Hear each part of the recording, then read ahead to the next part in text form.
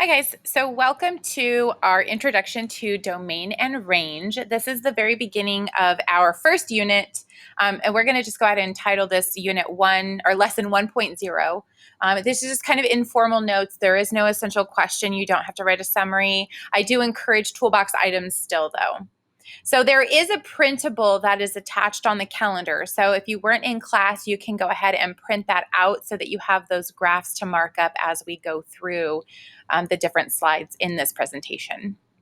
So before we get to it, let's just refresh the fact that domain represents all of the x values of a function, and the range represents all y values of a function. Now, as we go through, I want you to have two colored pencils or colored pens or highlighters, one for domain and one for range, and just kind of label them as we go. Make sure you're using the domain color for domain and the range color for range. So we have our first graph here, and to list the domain and range for something like this, it's just like listing your domain and range when you have a table of values. So we have specific points here on the graph, and we need to label the x and y values. So we always want to make sure that we write our domain and range, whether it's listing numbers or writing it as an inequality, from the smallest value to the largest value. So we're going to go ahead on this graph and identify those values as so. So starting with the smallest x value, that's going to be from point W, and the x value for that point is at 1. So go ahead and circle the numbers as we go through on the x-axis with your domain color, because again, remember that the domain represents all the x values.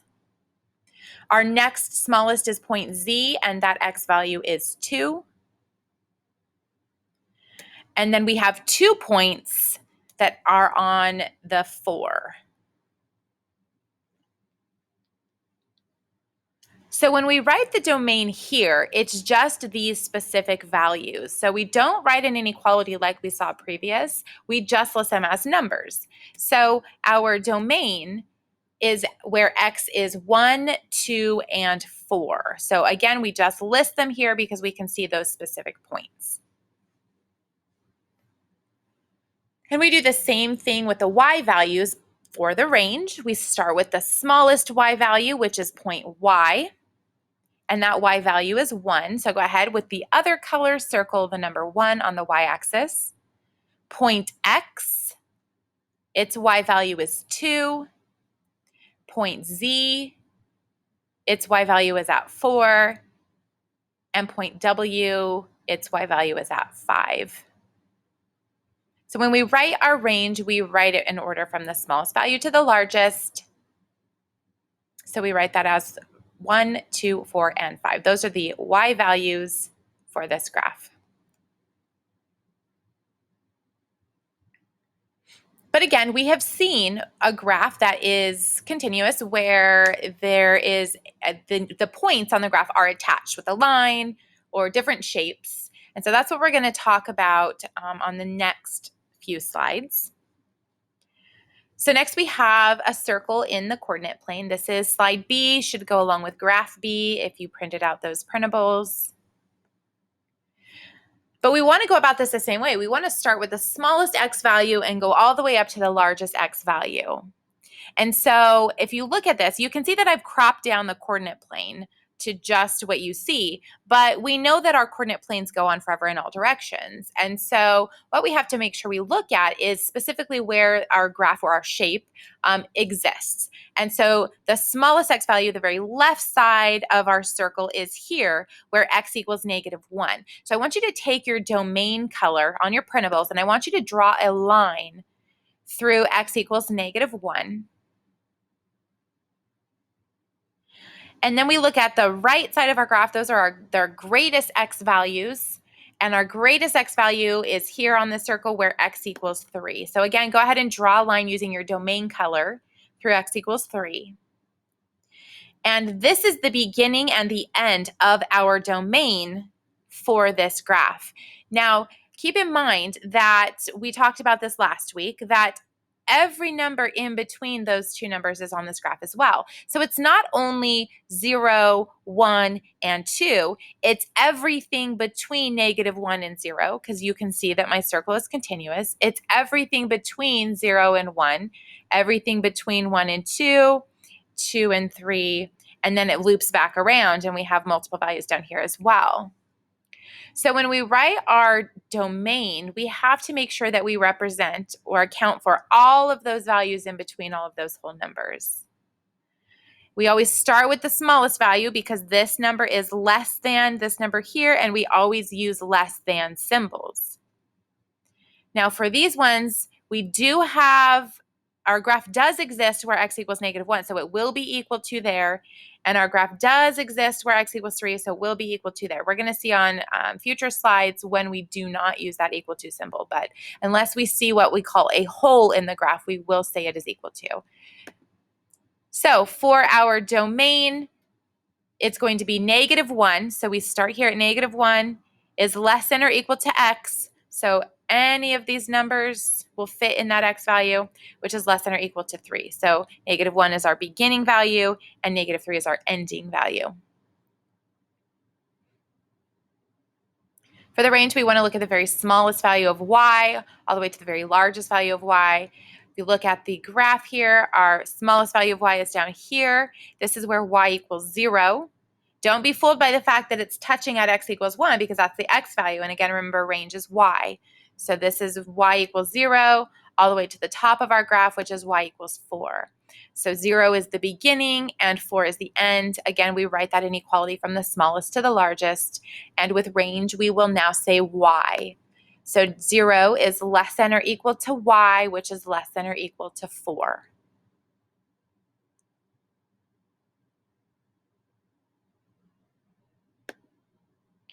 All right, same thing here. We want to draw those lines, domain and range. Make sure we use different colors. Domain is one color, range is another. Left side of our graph, the smallest x value is at -3, so you're going to draw a line through x equals -3 to our largest y value, which is over here where x equals 5, so make sure you draw that line there.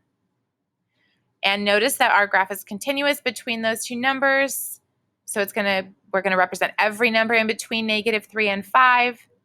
So we will write our domain as -3 is less than or equal to x and less than or equal to 5.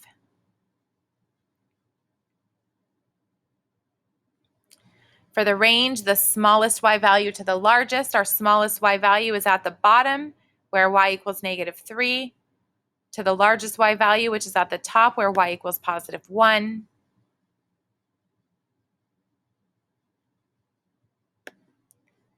So -3, the bottom, smallest value, is less than or equal to y, which is less than or equal to +1. So for any value I pick on the graph, that value of y will satisfy this statement here. -2, -1, 0, or any of the numbers in between them.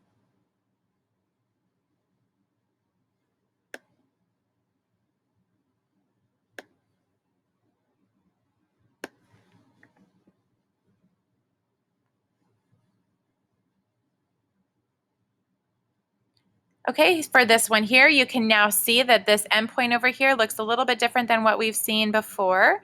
We now have an open circle, or what we call a hole, in our graph.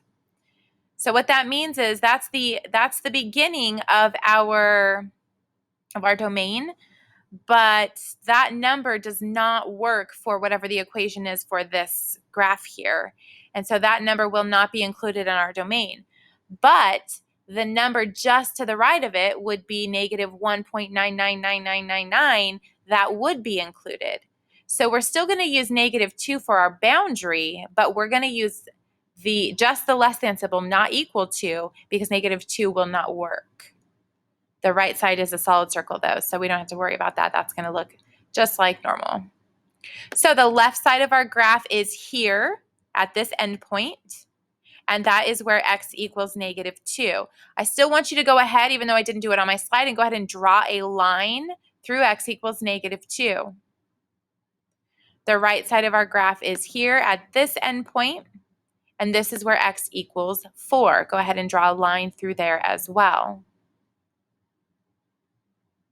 So when we write the inequality for this domain, we still start at the very left side, which is -2. But again, because that's a whole, it will not be equal to. So -2 is just less than x, but not equal to, which is less than or equal to 4. And again, we use that equal to because this is a solid circle.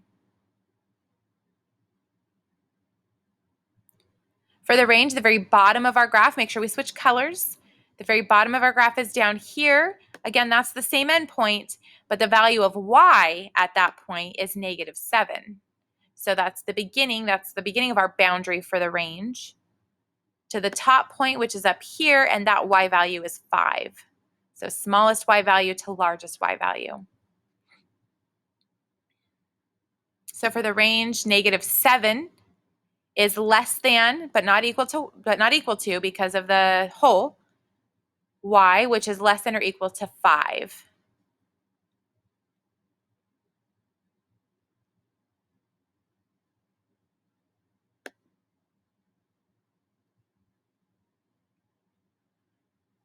All right, same thing here, left side.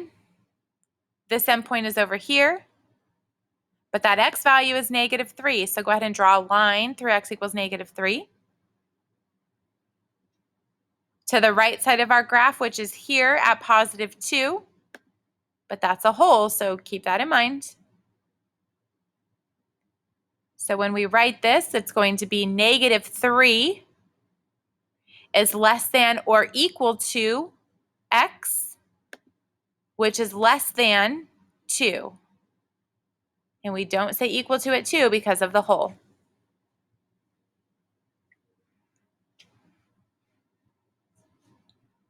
For the range, the very bottom of our graph is down here where y equals -3. Now notice here that there is not a hole in our graph. Even though it doesn't look like this endpoint where it's an actual point on the graph, our graph still exists at this value. And so that -3 is equal to when we write that in our range. The very top of our graph is up here where y equals +6. So for our range, -3 is less than or equal to y, which is less than or equal to 6.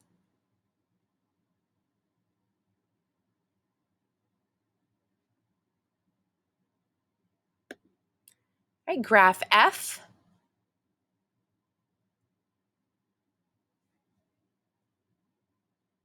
Notice that we now have arrows at the end of our graph. And remember that the arrows indicate that the graph continues on forever. For domain, we're still looking to see the left side of the graph. And notice the left side of our graph has an arrow on it. Now it gets a little bit tricky when we have these arrows because the arrow is pointing in the upward direction and people naturally want to say it points up. But notice that it's slowly also going to the left. And when we look at the domain, remember that we're reading the domain from the left side of the graph to the right side of the graph because that's how the x-axis goes. So I want to know how far to the left will this shape here go? Well, it's going up forever, but it's also slowly going to the left forever. So what numbers are all the way to the left of our graph? Well, we know that those numbers are going to be negative because they steadily increase as you go to the left, but in the negative direction. And when you have a graph that goes on forever and ever and ever, that goes to infinity. So to the left, our graph is approaching -infinity. The right side of our graph also contains an arrow, and that is also going the upward direction, but it's also slowly going to the right. And again, for domain, we're only concerned about what it's doing from the left side to the right side. So it's going to the right very slowly, but it is going all the way to these positive values over here. And if we go all the way in the positive direction, that's going to +infinity. So we write from the smallest value to the largest, from -infinity to +infinity. Now, when we write this, we will not say equal to because infinity does not represent one specific number. So we can never really equal infinity.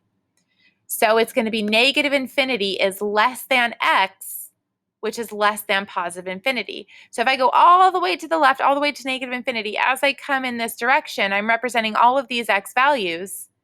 And then we move all the way in the right-hand direction, and those positive values are represented to the right. For the range, the very bottom of our graph is down here. Range is y. That y value is -4. The very top of our graph has arrows pointing in the upward direction. So yes, we want to go up now because it's range, and that's going up to positive infinity. So for our range, we will write this as -4, the smallest value, is less than or equal to y, which is less than infinity. And again, remember, anytime we see an infinity in an inequality like this, we will not say equal to, because we cannot equal infinity.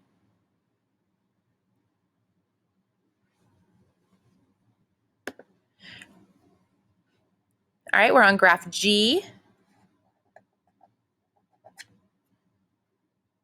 Left side to right side for our domain. The left side of our graph, again, has an arrow, this time pointing down, but also slowly going to the left.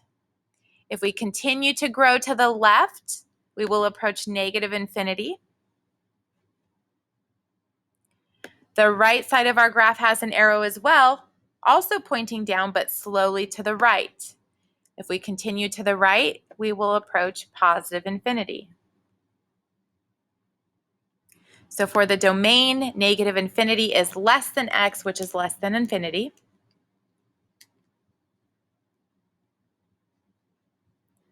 For the range, we look at the bottom of the graph. The bottom of our graph also contains arrows pointing. This time, we do care that it points down because our range is bottom, so down to up or bottom to top. So it points downwards all the way to negative infinity.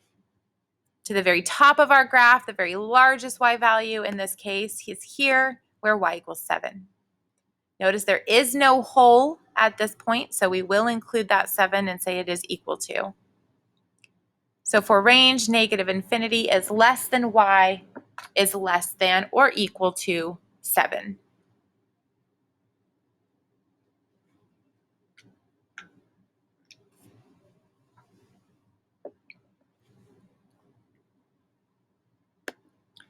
All right, graph H, last one. For the domain, we read from left to right. The left side of our graph is pointing down, but we also know that it goes to the left, and that's what we care about for domain. Left side of our graph approaches negative infinity. The right side of our graph also contains an arrow pointing in the right-hand direction to positive infinity. So our domain is negative infinity, less than x, less than positive infinity. For the range, the bottom of our graph is here as well, pointing downwards, which goes to negative infinity. The top of our graph is here, pointing upwards, which goes to positive infinity. So our range in this case will be the same as our domain in terms of the beginning and end, but we use y because it represents our y values. All right, so those are our notes for domain and range. You can now complete the activity that goes along with this.